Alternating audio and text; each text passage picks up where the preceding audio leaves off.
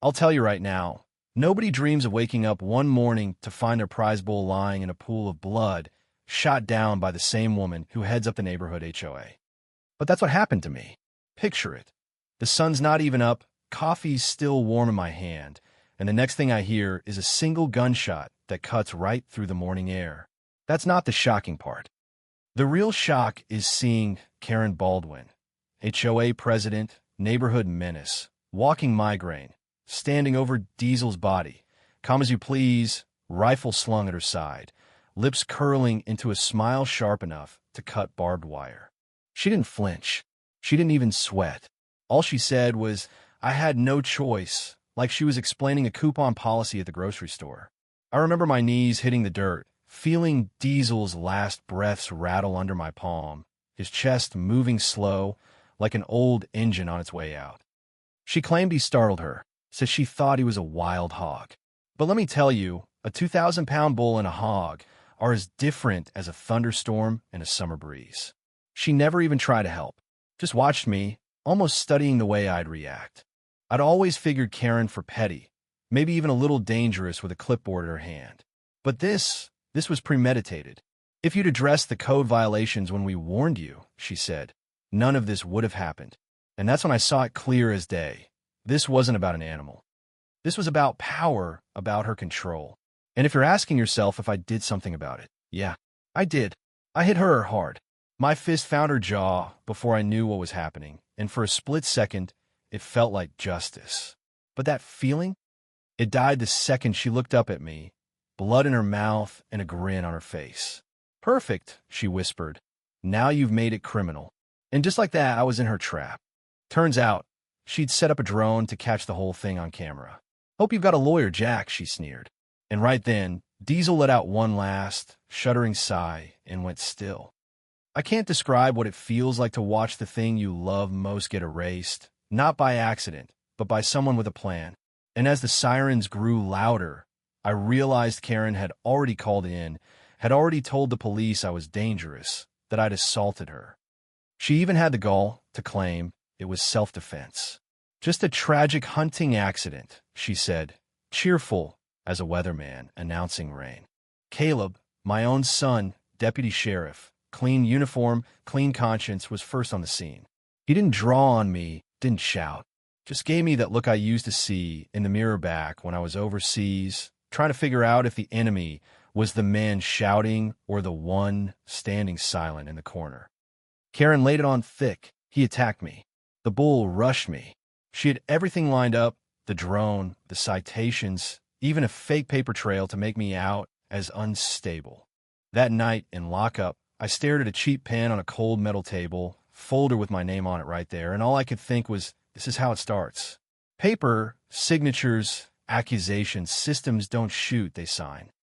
By morning, I was out on pending investigation, but the real war had only begun. Eddie picked me up, didn't ask questions, just handed me a black coffee and drove in silence. When we got home, 2 more HOA goons were out front, measuring the fence, filming with GoPros. "Reflective index violation," one muttered. Apparently our paint was too shiny now.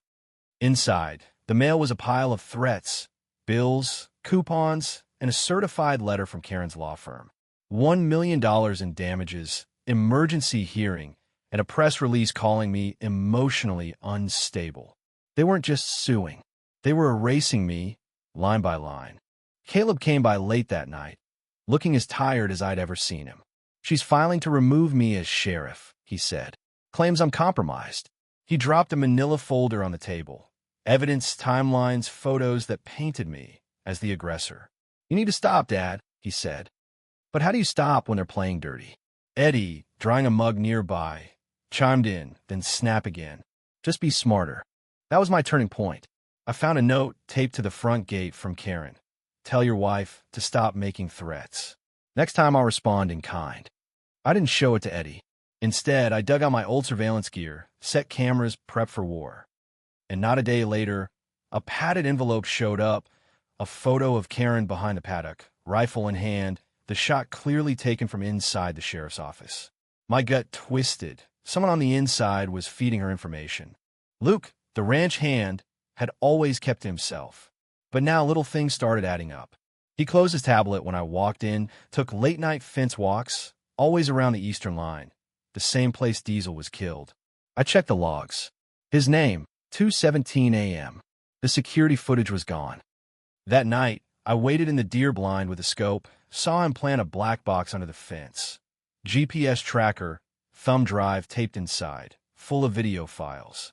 Night shots, the barn, the house, even Caleb and Eddie. The last file, me, standing by the eastern gate, staring out at the dark. Moments later, my phone buzzed. Hope you're enjoying the show. Next episode drops soon. I called Caleb, let him watch the clips. His voice was low. She filed to remove me this morning. She's silencing the only badge she can't buy. That was when we agreed. We'd flip Luke, make him our double. He confessed fast. Karen had paid him off, used him to manipulate the logs, unlock gates, make it easy for her drones to capture what she needed. He said he didn't know she'd shoot Diesel, that he thought it was just about citations. I didn't care. Betrayal is betrayal. And then came the paperwork barrage. Karen filed for temporary guardianship over my livestock, told the county I was mentally unfit, dangerous to the agricultural landscape. It was surgical, ruthless, all done with signatures and notarized claims. Eddie found me digging through old war files, prepping a counter-narrative, photos, invoices, evidence of her shell companies, fake charities funneling cash into her pocket. We leaked it all to the press before Karen could strike again. The backlash was instant. Local news ran with it. HOA president exposed for fraud. Her face was all over the morning feeds, sweating through denials, hands shaking as she called it deep-faked nonsense. Amanda, the quiet vice president of the HOA, finally stood up and admitted she'd stayed silent out of fear. That silence broke everything open. It should have been over. The county launched investigations, Karen's assets frozen, her cronies started bailing. But she wasn't finished. Not by a long shot. Chickens slaughtered and posed on my porch as a warning, water lines sabotaged with dead animals, fires set in the tool shed, all designed to make us leave, to break us. Every day, a new line crossed. Every night, Eddie and I camped out, watching over the barn like sentinels in a forgotten war. Then Buckshot, Diesel's only colt, vanished. Rope cut, barn latch broken, card left behind, returned to rightful range. Baldwin Family Holdings. That's when I snapped. Rage can burn slow, or it can go up like dry grass in July. I knew if I called the sheriff, all I'd get was paperwork. This had to end on my terms. So I set the bait, left the eastern gate open, waited in the dark with Eddie by my side. Karen came at dawn, white coat, clipboard, queen of nothing.